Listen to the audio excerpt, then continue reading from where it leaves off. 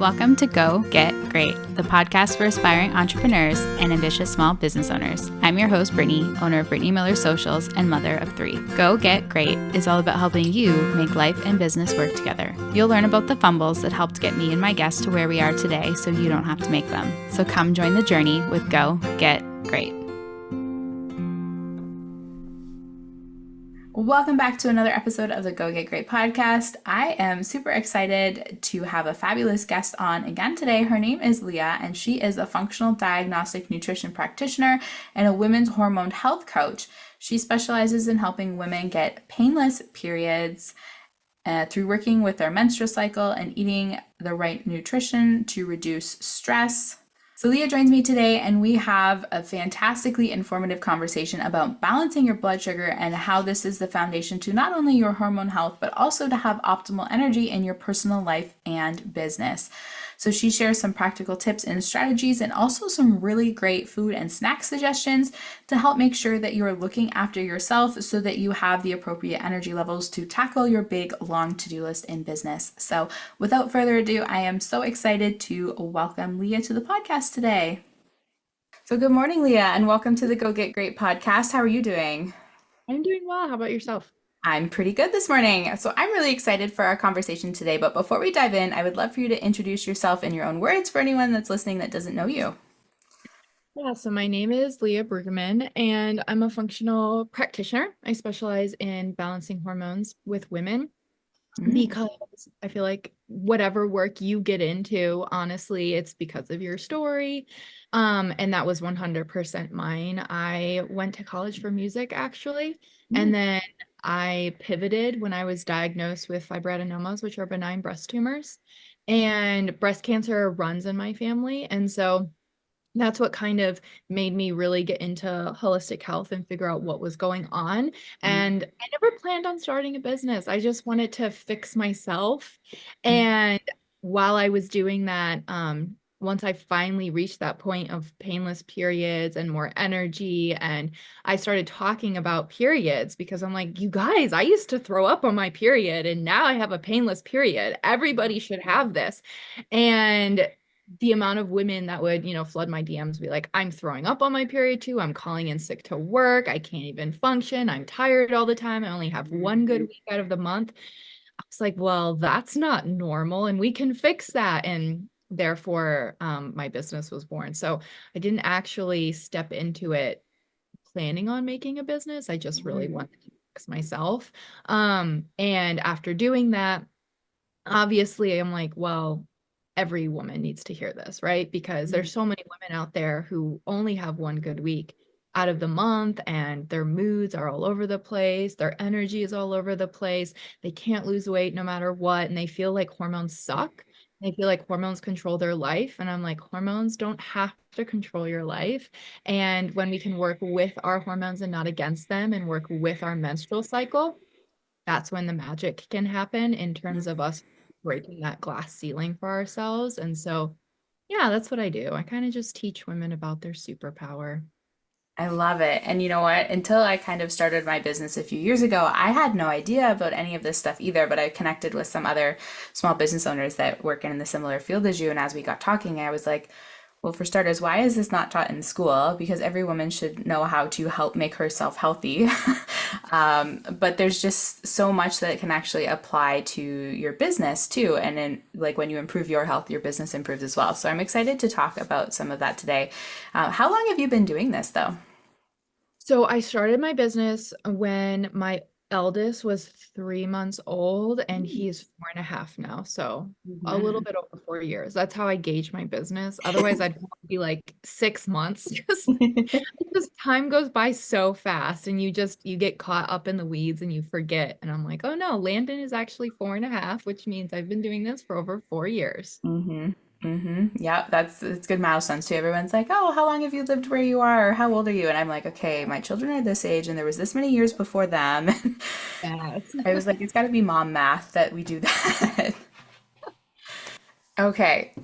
So I am really curious about energy levels. So I would love to kind of dive into that. So you have a free resource actually, which is what caught my attention for this. So we'll link it in the show notes, but all about how managing your blood sugar can impact your energy levels. Yeah, so I will take this one to the grave with me because I just cannot expound upon how much balancing our blood sugar will impact your life positively.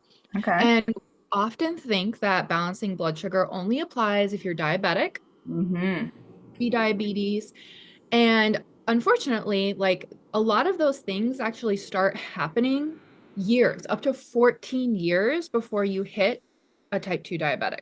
Oh, And wow. so things that you'll start seeing happen in your blood work would be maybe you're going to be starting to look at your fasting glucose. Fasting insulin is one of the big ones that I look at because that's going to change first before the rest of them. And so when you're going to your doctor, they're starting with your A1C, like they may or may not get fasting glucose. And they don't even flag your fasting glucose until it's over 100. It's Oh. like, well, we're well on our way to type 2 diabetes by the time it's over 100. Mhm. And so it's just really frustrating, I think, as a consumer, when you have all of these issues going on, you go to your doctor, you want to seek help, but you're not sick enough, to get diagnosed with anything, but obviously not healthy enough to feel good. And so when it comes to blood sugar balance, what we're really looking for is to become metabolically flexible. Because how often do you feel like you're wired but tired at nighttime? Do you feel like you get that afternoon slump? You just can't drag yourself out of bed in the morning. You feel like your cravings control you. You feel like, we all know that I need this food, not I want this food. Like I need this food. I will smack the person to get the food. Don't get in my way. That's the hangry. That's the cravings. That's not you speaking. That's because when we're constantly on this blood sugar roller coaster all day, your body gets very smart, right? When our blood sugar gets too low, when you've been on this roller coaster for so long, you start getting what's called reactive hypoglycemia. So where blood sugar is going too low after a spike. And what happens then is what's the best way to get our blood sugar up? It's to eat glucose. And what's glucose is going to be in those fast digesting carbs like bagels and pastry and candy and sugar, all of those things that you wake up in the morning and you eat your breakfast and you have all of these great intentions of how your day is going to be. And then all of a sudden you get stressed and we're either an emotional eater or you get stressed and you go to it for comfort, or your blood sugar comes down from your breakfast because you didn't balance your blood sugar and you get hungry and hangry. And then all the good intentions go out of the window. And then we're beating ourselves up like, oh, I have no willpower. I have no strength. What's wrong with me? I'm such a bad person. There's nothing wrong with you. You just don't know how to balance your blood sugar. And so balancing blood sugar is one of those core foundations where no matter what you're doing with your hormones, you need to be balancing your blood sugar. You can get as fancy as you want with all of the supplements. The people out there that are like, take this supplement, it will lower your blood sugar, blah, blah, blah, blah, blah. We don't necessarily want to lower our blood sugar. We just want to balance it. And it's completely free to do. You just have to learn how to eat your food, plate your food correctly. So if you're going to think about a plate, so I'm going to use this book. So here's your plate. Just imagine it as a circle. So half your plate is going to be non-starchy veggies. So think leafy greens, Brussels sprouts, cruciferous veggies. I used to just say veggies because in my mind, that's what veggies are. But in everybody else's mind, they were like, oh, corn, that's my favorite veggie. Corn is actually a carbohydrate. I'm like, that doesn't count. So, non-starchy veggies, half your plate, and then quarter of your plate is going to be protein, and then a quarter fat and carb. And literally just starting there and aiming to get at least 30 grams of protein in at every single meal, you are going to be off to a rip roaring start. And it's just crazy to me. Like when we do this, you'll immediately start to notice more energy. You'll probably notice you're sleeping better. You're going to notice your mood is better. because we've just been on this roller coaster all day, all week, and we keep just coming back and beating ourselves up because it's our fault. Something's wrong with us, when in reality, you just aren't balancing your blood sugar. It's literally that simple. So if starting with that just seems too daunting for you, you're like, I don't eat vegetables, Leah. You should. Like, you can't out supplement that because we're actually going for the fiber there. The fiber is, I mean, outside of all of the nutrients, but we are really going for that fiber. Start with trying to up your protein. Can we bring up to 30 grams of protein? Which is actually really hard for a lot of women to do because either they consider coffee to be breakfast, or an egg, like one egg, that's 6 grams of protein. That's not enough food. Oh. Or avocado toast, which has like 1 gram of protein. So, um, let's just start with bringing up our protein, okay? And when I think about eating your food, in this case, I would start with the protein. If you aren't used to eating that much protein, start with the protein. Mm-hmm. Because a lot of times I will hear women say, well, I get too full. I can't eat my vegetables. I can't eat my protein. I'm too full. And I'm like, well, if you start with the protein and you start with the vegetables, then you'll be getting in everything that you are needing in terms of that nourishment, and you'll be getting your fats in. And then everything else is icing on the cake. Mm-hmm. But then this is one of the most fabulous ways where women can nourish their bodies, but also nourish their souls by eating what they want without counting calories. Mm-hmm. Because if you are eating in this fashion and you're eating your plate in this fashion, you are going to feel full. You're going to feel satiated. You're going to stay full longer. You're not going to be getting hangry. And so it's then you get to make a decision with your actual mind on whether or not you want to eat something, and not from your low glucose, hangry stomach mind that's like telling you you need to eat XYZ. Right. So that's where I find it just so helpful for women to kind of like take back that control, because A, we're understanding why we're having the cravings.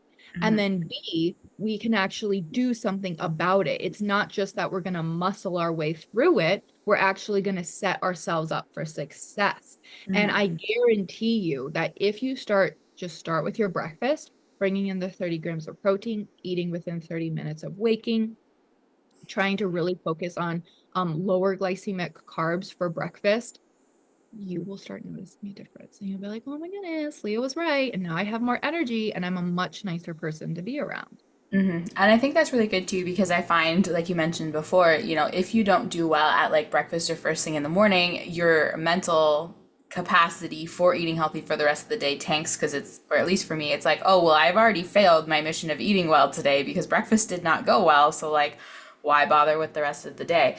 So I'm curious if eggs don't have very much protein. I'm not a coffee drinker, and I'm also not one to make avocado toast because that sounds like too much work. But what do you recommend we eat for breakfast then to get that amount of protein if what we're typically eating is nowhere near where we need to be?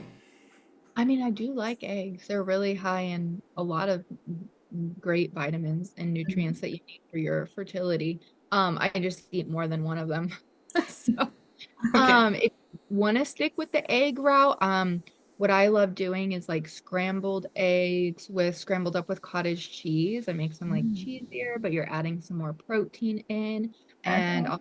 I'll saute up some onions and peppers, and you can top it with some tomatoes. And that's a good way if you want to stick with straight eggs. Okay. Um, Another one, and I just had this for breakfast, is I saute up peppers. Peppers are like my go-to like veggie for breakfast.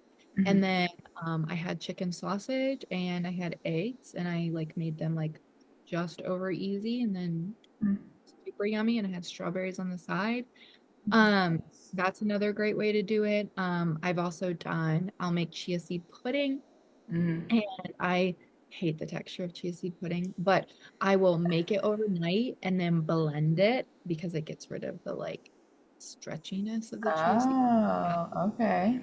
I blend it with typically like a chocolate protein powder, and then I mix it up with some Greek yogurt and then top with berries. You're getting a massive fiber punch. You're really hitting your protein goals. You have your low glycemic fruit.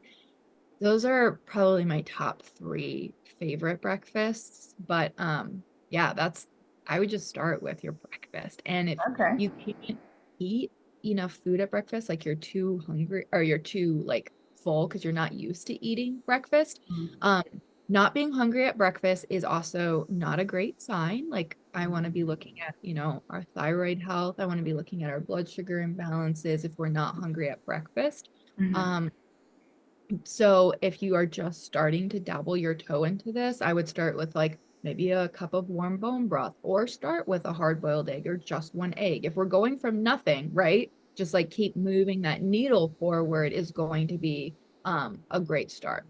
Okay. So I'm curious for people that kind of want to do more of this balancing blood sugar because it does sound very important for us. I know diabetics obviously monitor their blood sugar quite regularly. My dad's type 2 diabetic. He has the little, I don't even know what it's called, but the machine that tells you what it is. Is that something that someone that's not diabetic would want to get so that they can monitor their blood sugars levels more like that? Or how do you kind of tell that things are out of whack so you know when to course correct or to know what's working well to keep doing that? Yeah, so I do like using a continuous glucose monitor just to bring awareness. So this is really for the people that are like, I can't notice a difference, which this is very rare, but if you just are like not grasping like how to balance your blood sugar on your own, you don't have somebody that you're working with that can help you with that, a CGM can be really useful. Just because it's cold hard numbers, it literally will tell you how fast you're spiking your blood sugar, how high it's going up, how long it's staying up, and all of the things that you could, be paying attention to. It's going to tell you, Mm-hmm. and then you'll see that with specific foods. And this can also just be helpful too, because everybody is going to react to foods differently. So, how you will handle a banana may be different than somebody else that handles a Oh. banana. So it can be very objective, and then you start to learn the best things that can help you with managing your blood sugar. But honestly, like if you're going like the cheapest route, I would ask your doctor to run your labs, like run a metabolic panel. So get your A1C, get your fasting glucose, ask them to add on fasting insulin because I don't think that's typically in your metabolic panel. And then work really, really hard on this and be balancing, balancing, balancing, balancing, and then rerun it again in like 3 to 6 months and see where you progressed. So that is also because you can go through your doctor typically with insurance. So that could be nice. Mm. Um, but also just noticing how you're feeling as well. Like, do you feel energized after eating or do you feel tanked? Like, do you start noticing you have more energy in the afternoon or are you feeling tanked? Are you sleeping better at night or are you waking up extremely exhausted? So also just listening to your body in that sense can be really helpful because um I mean you know when you feel good and when you don't feel good. Oh my gosh, she's so cute. Like someone decided they did not want to sit quietly down there. But it's very true. I feel like for me too, as a busy mom, I mean, most people aren't necessarily as busy as I am, but to make that work, I feel like I would need to write it down so that I remember and can look back because some days I'm like, did I eat today? If so, what? Have I drank any water? Where did my children go for the last 30 minutes? Some days are crazier than others. But definitely, I do think that our body is usually our best indicator. It's just learning to listen to it and understand what it's saying is kind of something that I've noticed in the last little while. But I did not know that you could ask your doctor to run metabolic tests, so that's cool. I'm probably gonna look into that as well. Um, so I had another question. So we've been talking about if we're monitoring our blood sugar and we kind of know it's out of whack because we're not feeling well and our energy levels are low, food is the typical solution. Are there supplements that you recommend to kind of help with this? Yes and no. Um I don't typically recommend like too many supplements Okay. just because we tend to look to supplements to fix our issues and you can't out supplement your diet. There's just no if and but about it really. Mm-hmm. Um, there are some things that can, especially like if you're someone that's dealing with insulin resistance, some things that I would recommend is like apple cider vinegar is a really great one. Oh. Because I'm gonna say this wrong, but the acetic acid Yeah. in it will actually help lower your glucose spike from your meals. Okay. And so getting a tablespoon of apple cider vinegar, 15 minutes in a little bit of water. I wouldn't drink it straight because that's a great way to, harm yourself. So put it in a little bit of water. Mm-hmm. And not only will it stimulate, the pancreas to start releasing enzymes to break down your food, but it also will help with blood sugar balance. So it's kind of like a double whammy there, which is cool. So that's a pretty generally good one for most people.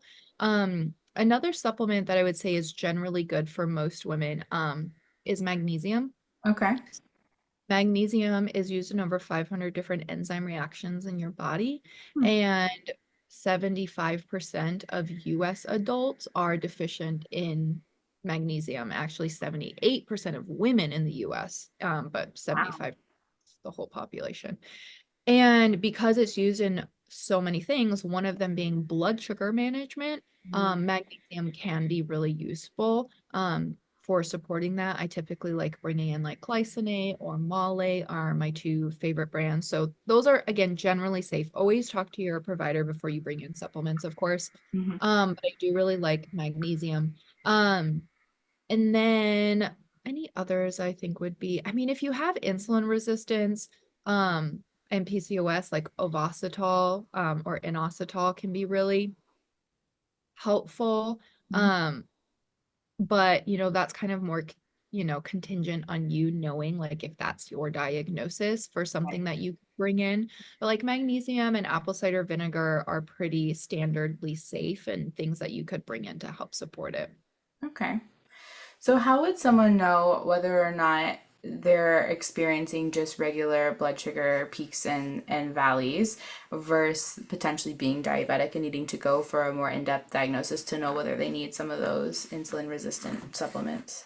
You're going to run a metabolic panel with your doctor. Okay. So I'd say everybody needs to balance their blood sugar, but unfortunately, I think the statistic now is 92% of Americans are metabolically unwell. Okay. And that's taking into account like that's not taking into account like just weight. I know a lot of people are like, "Oh, weight is the only contingent." This is taking into account A1C, fasting glucose, fasting insulin, because again, fasting insulin is going to be changing years and years and years before your glucose is. And so that's why it's one of the really big things that I like looking at, because it gives me a really good indicator of what's going on, especially when women like are struggling to lose weight. And then their insulin comes back and it's above 13. And I'm like, well, there's the tricky monster. Mm. So, that can be really, really helpful for them. I also like running a hair tissue mineral analysis. That's one of the tests that I love running for clients because when we're looking at minerals, we're getting a little bit deeper at that cellular level because there's certain ratios there that tell us how your body is doing with blood sugar management because there's minerals again that are going to impact that like magnesium. Mm. So I really do like running that hair tissue mineral analysis because it can be a really good indicator of how we can support the body at that cellular level in terms of supporting blood sugar. So I always think it's interesting when I have women that do all of the things and they're either struggling to lose weight or they can't get their fasting glucose down, and then we run their hair tissue mineral analysis and we fix those ratios. And then Mhm. all of a sudden, their fasting glucose starts going down. So it's really just Ah, looking at your body as a whole. okay. And that hair tissue analysis, is that something that the doctor does as well that you can request? No, they'll run minerals through your blood, but the hair tissue mineral analysis is not something that your conventional doctor, you're going to have to go a little bit more into the functional world and someone who's trained in that test, because you do read it differently than you would a blood test. Mm. The reason why I like the hair tissue mineral analysis is because not all minerals store themselves in the blood. Like magnesium, only 1% stored in the blood. Hmm. So if you run a blood test, it's not really going to tell you anything about your magnesium levels. Mhm. Typically, your doctor's like, you're fine. It's like, well, it's not stored there. So why would we be testing it? So with minerals, that's what I like about that because blood always wants to stay at homeostasis. So it pulls and pushes minerals in and out of the hair in order to stay at homeostasis. Hmm. So when we look at the hair, we can actually be seeing things before we would see them in the blood, which is really, really cool because those minerals deposit themselves in very distinct patterns. Now, like for example, if I was going to look at, iron or ferritin, I would look at the blood. So it just kind of depends on what you're looking for. But I would say for Okay. the general minerals that we're talking about, I would look at a hair test. Hmm. All right, that's cool. So I have another question, and I don't know whether you can answer this, but now that we've been talking about blood sugar and kind of, the energy peaks and spikes and things like that, I feel like it kind of resembles symptoms that people would look for to see whether or not they have mental illnesses like depression.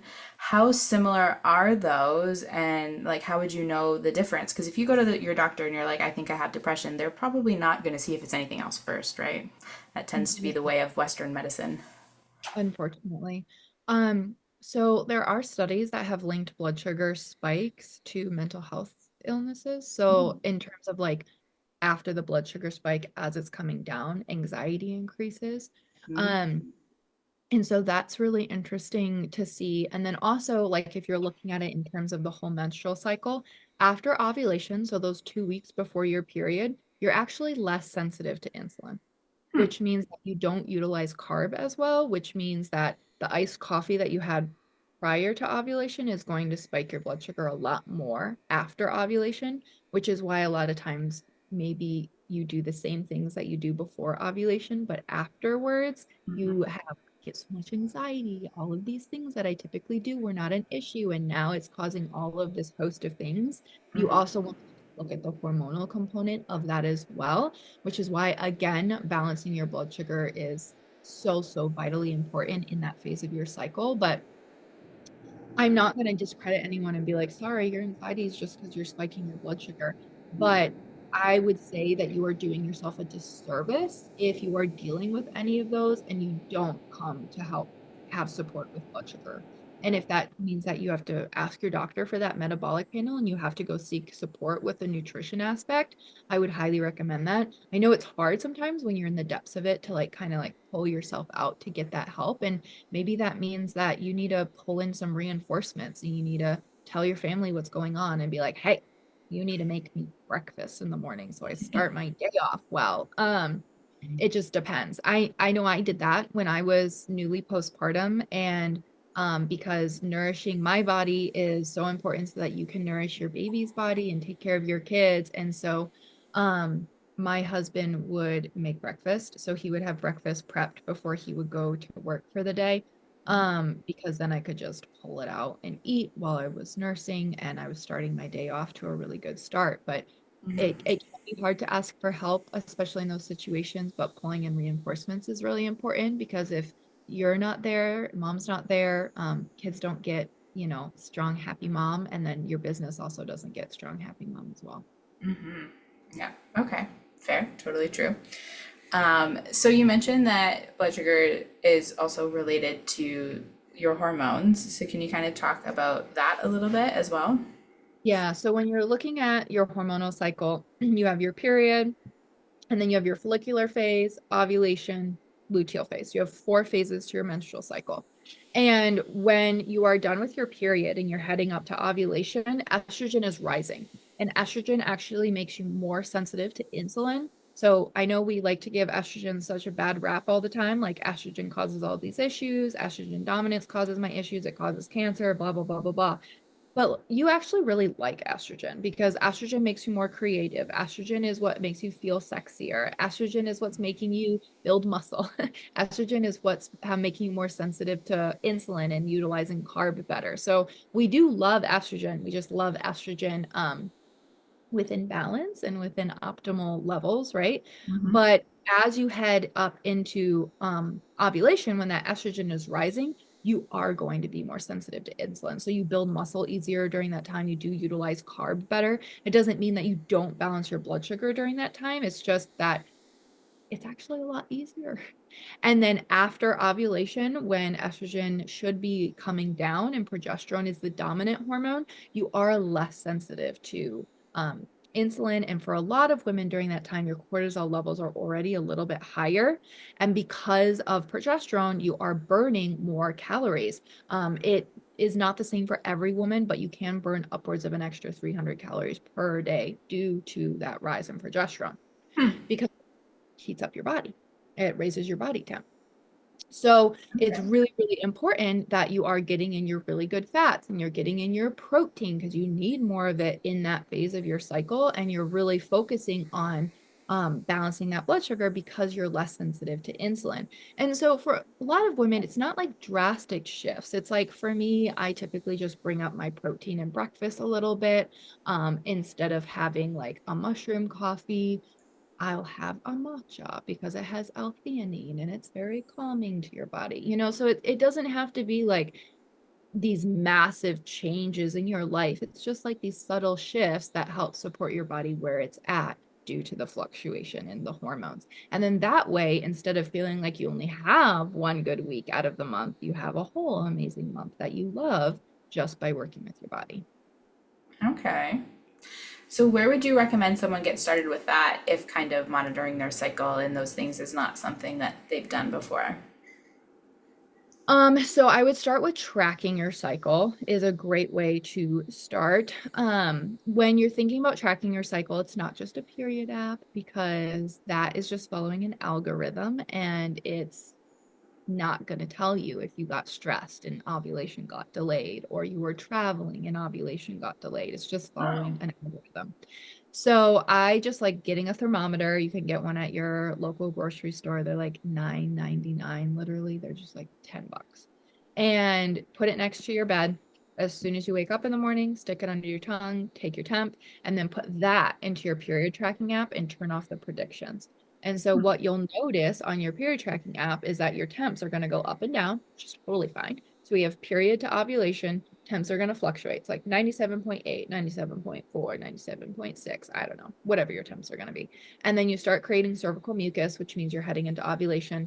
And then you'll get a 0.4 degree Fahrenheit temp spike above your previous highest temp. Sorry, I don't know what that is in Celsius. It makes my brain hurt to do that's okay. that. So we have all the way up to ovulation, they're fluctuating. Then you have a 0.4 degree Fahrenheit spike above your previous highest temp. Will stay up there for 4 days at least. And then those are going to fluctuate. And then on the first day of your period, your temp will plummet. Hmm. So, your period's going to start. So when you're looking at your chart, you're going to see a very clear like pre-ovulation and post-ovulation temps. Okay. Um, and it doesn't mean that they're straight lines just like this. They're going to go up and down. Your temp's not going to be exactly 97.8 every single day. They're going to fluctuate, but you should see a very clear difference between pre-ovulation and post-ovulation. And if you don't, again, that's where you can bring in some help with tracking your cycle, helping someone, finding someone to help you with reading the chart because, the reason why yours may look different is because you have hormonal imbalances that are causing different fluctuations in the chart.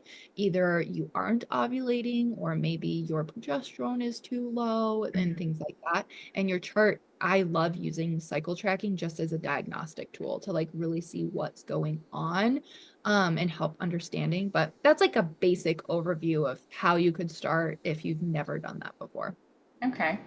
So, a very specific test case, but obviously I'm not ovulating because I just had a baby 4 months ago. How long do you recommend waiting postpartum to kind of start doing some of that stuff? Do you have to wait until your period returns, or is there something that you can do kind of even before that to help bring it back at a more healthy pace?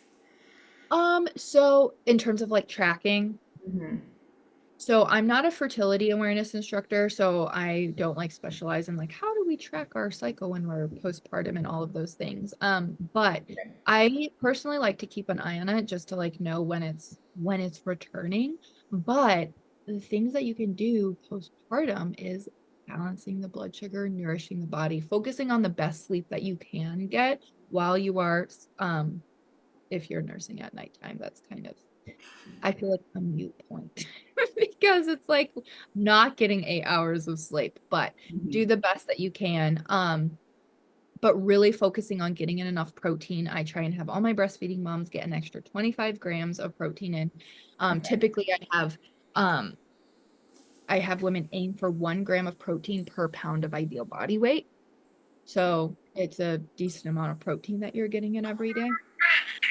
And so nourishing your body is going to be so important, and replenishing those minerals and getting your electrolytes in and balancing out your mineral patterns is going to give you the smoothest transition as you head back into cycling postpartum. Okay. It sounds super manageable when you say that. Just eat enough protein. Honestly, it really comes down to just prepping and asking for help. And so, like, honestly, if you could just prep your breakfasts the night before, so maybe like the chia seed pudding blended with protein powder and some Greek yogurt and berries would be the best for you, because you could prep that on Sunday and have it all week and just pull and go.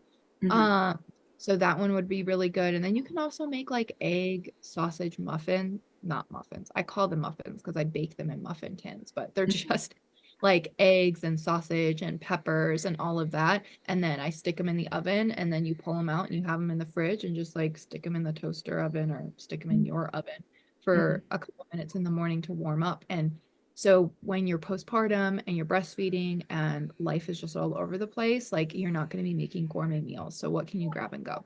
Hmm. Um, so I really focus on warm, nourishing foods. Those are really good.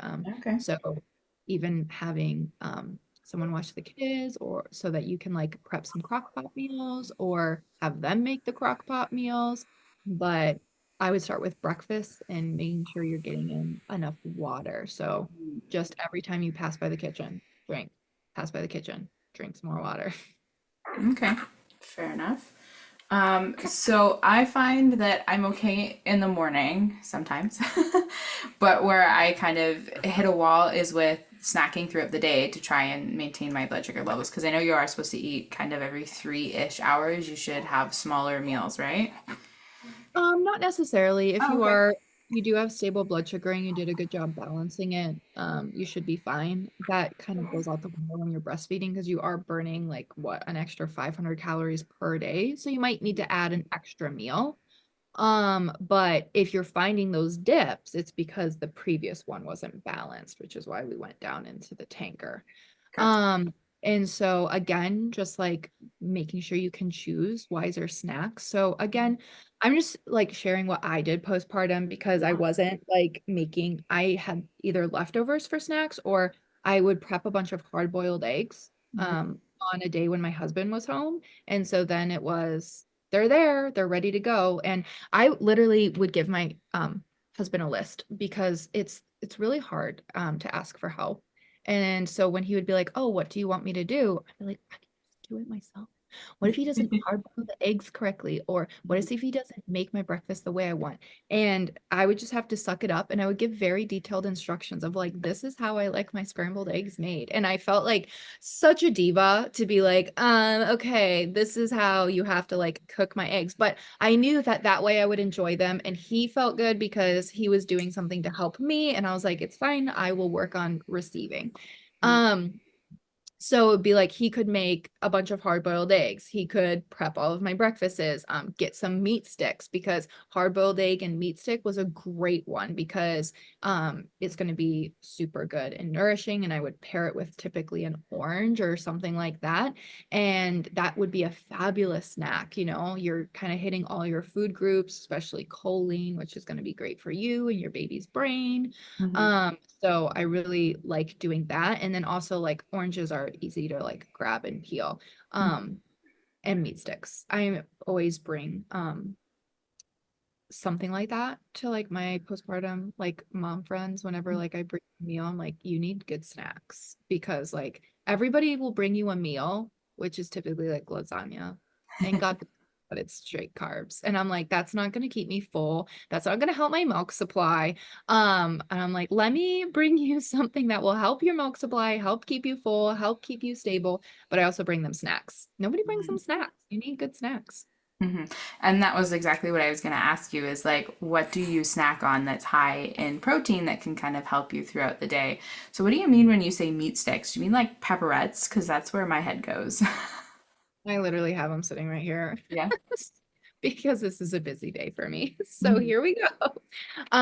Yeah, they're literally any type of meat sticks. So like there's a lot of brands out there. The ones that I use are Paleo Valley because I really like their ingredients and their ingredient policy, and how they source their meat. But there's like chicken meat sticks, there's pork meat sticks, they have venison meat sticks, beef meat sticks. Another brand that's good is Chomp meat sticks. But yeah, these have like depending on which one you get, they have like 7 grams of protein. Yeah, 7 grams of Hmm. protein. So you get 7 grams of protein. I pair it with a hard-boiled egg and I hit, I don't know, 13 if my math is correct, and then an orange. And it's not like the highest like in protein snack, but it's much better than an orange by itself, which is going to send you like scuttling for the chocolate later. So um even like if you want to have fruit and you don't have a meat stick next to you, like can you grab some nuts? Like I the more you can do this, it's just it seems so simple. Like I'm just going to grab a piece of fruit and nuts. Like how is that going to make such a difference? But it really is. And then as you start noticing more energy, you have more energy to do things. And when your mood is better, you have like more desire to do things. Mhm. And by doing that, you're also teaching your kids, it's so important as well for like their growing minds and their growing bodies, and also like their mood levels. We wonder why kids get so cranky and can't control themselves in certain situations, which obviously they're learning to regulate their emotions. But we can also help them out by like balancing their blood sugar too, making sure they're getting in nourished food. Mhm. I like that. Okay. This was so helpful. I mean, for me personally, but hopefully for everyone listening. But if they're curious about learning more about working with you, can you share how they find you and kind of what that might look like? Yeah. So you can go to my website, which is leahbrueggemann.com, but that's really hard to spell. So if you just go to my Instagram, which is Leah, Leah_Bruegg, you'll find the links to everything. So I am on all the social media platforms there, but like if you go to Instagram, you'll be able to find the podcast, you'll be able to find my website, you'll be able to find my freebies, and you can shoot me a message and tell me you listen to Brittany's podcast too. Yeah. So you have your own podcast. Tell us a little bit about what it's about. Yeah, so it's called Balancing Hormones Naturally, and that's literally what it's about. So it's everyday action things that you can do to start getting your energy back, to get painless periods, to have stable moods, to lose weight easily. So we have a lot of episodes on, understanding your cycle, using your cycle as your superpower, how to use your menstrual cycle to lose weight. And I mean, there's a lot of episodes. We've been doing it for 3 years now. So I think we just Oh, hit like good for you. episode 55. So there's a lot of backlog you can go and listen to. Awesome. Well, congratulations on 3 years of podcasting. Yeah, it's a feat, I will say. It's a lot more work than I thought when I got started. I've done episodes talking about that myself. It was like, oh, it'll be so fun. You just sit in front of a microphone for like 20 minutes and then you're good to go. It's like, no, it's not that Yeah. easy. Anyway, thank you so much, Leah, for being here today and sharing so much amazing feedback and actionable things that we can do to help manage our blood sugar levels and give us more energy to do more in our business. Because I find that there are definitely days where I'm just like, nope, because the energy levels are too low. And then the next day when my energy levels are back up, I'm like, man, like, why couldn't I do anything yesterday? And it feels so inconsistent. And then that impacts my mental health and how I view my business. And it's just the whole thing. So I'm sure there are other women experiencing that too. And hopefully we can, build more of our protein into our day and help manage it a little bit more so that we're more consistent in our activities and how we feel about ourselves and our business. So I do hope that everyone connects with you after the podcast, and I'll put all of the links to any of the resources that we mentioned, specifically, remind me again what it was called, your one about your blood sugar, your freebie.